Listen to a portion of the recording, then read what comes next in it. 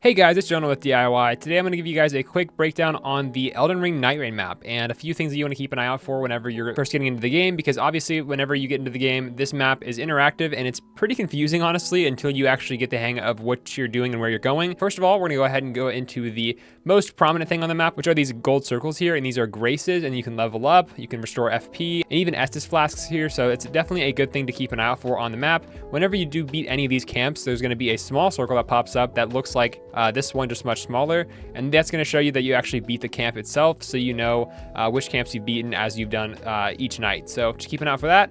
And speaking of the camps, there's going to be multiple camps throughout the map. Each one of these icons are going to tell you what kind of camp it is. This is going to be a cathedral. This is going to be like a castle, a ruin. So you get the idea. They're going to have an icon for each type of camp it has.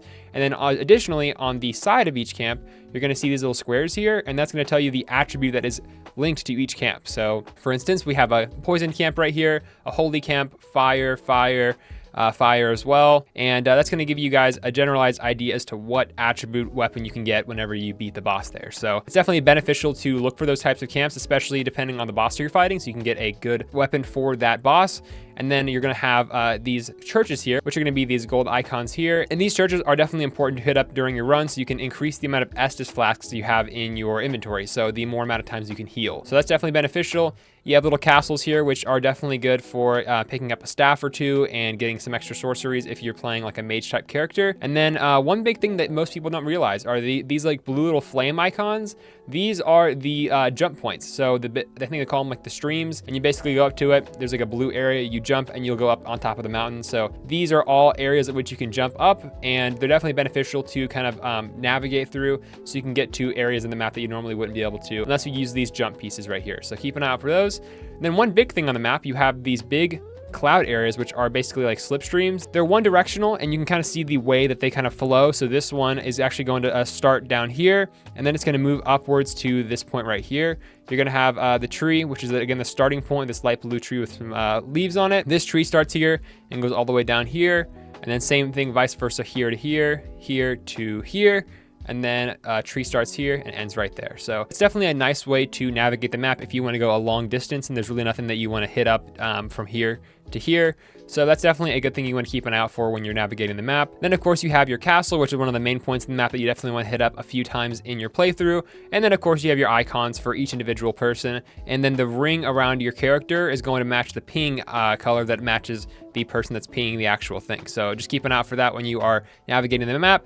These are going to be your caves here, and these actually link to each other. So this cave on the right side here is going to link to this cave on the left side, and then when you go through the bottom of it, you're going to usually find some kind of boss that drops a smithing stone inside, and then you can go through the other side and pop out on the other way. So if you wanted to travel throughout the map and kind of go underground, you can do that, like from going to here to here. So there's definitely a thing that you want to keep in mind. And then these little circles here are Evergales, and that's going to be where you can summon in an extra boss as you're running throughout the map.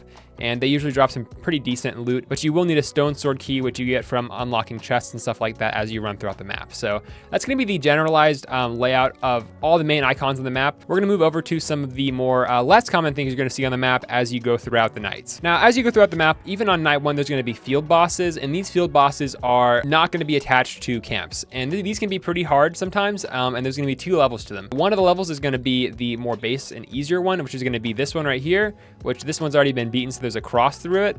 And then there's going to be a level 2 boss, like I call it, and these are going to be the more harder ones that you're definitely going to need to spend a little more time on. These will usually pop up after night 2 when you beat the night 1 boss and night 2 starts. These will usually pop up a few of them around the map, and then you usually got to know where these things are, these smaller, easier field bosses as you run throughout the map. So just keep an eye out for those, but they will tell you whenever they are beaten, they put a little slash through it. These right here, sorry for the low quality image, but these are your little bugs. I like to call them little beetles with the ball, and these are going to be what drops talismans throughout your playthrough, and these talismans are little buffs that you basically are able to equip. You get 2 of them, and these little talismans are really good for adding on extra buffs and abilities to your character that can definitely help out in the playthrough. If you're running throughout the map and you hear like a little ringing noise, or you see one of these on your map when you loot a castle, you'll want to go to these and pick them up if they're on the way. This is going to be your personal quest icon. It's kind of like a little medal and a little banner, I think, on the inside, and it's usually like a lighter orange color like this.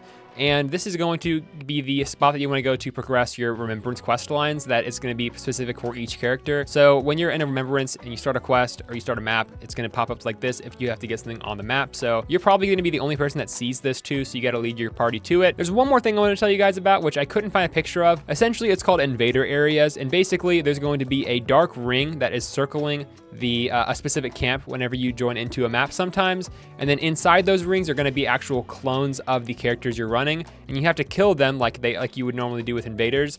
And then when you kill them, they actually drop specific items that are tailored to that character that you kill, that are going to be upgraded versions from what you normally spawn in with, or even upgraded items that at what you're carrying. So it's definitely a good idea to go and pick one of those camps if you can see them on the map and there's a dark ring around it, because you can definitely get some extra good loot on top of the normal boss that's in that camp. So couldn't find a picture of that, but it's a pretty noticeable dark circle that clouds around it, and whenever you enter it, it turns into a dark zone too. So you'll definitely notice that. But that's pretty much gonna wrap up this video on the Nightreign map. Hope you found some useful tips and tricks that you didn't know beforehand. And if you did, drop a like down below, and we'll see you guys next time. Peace.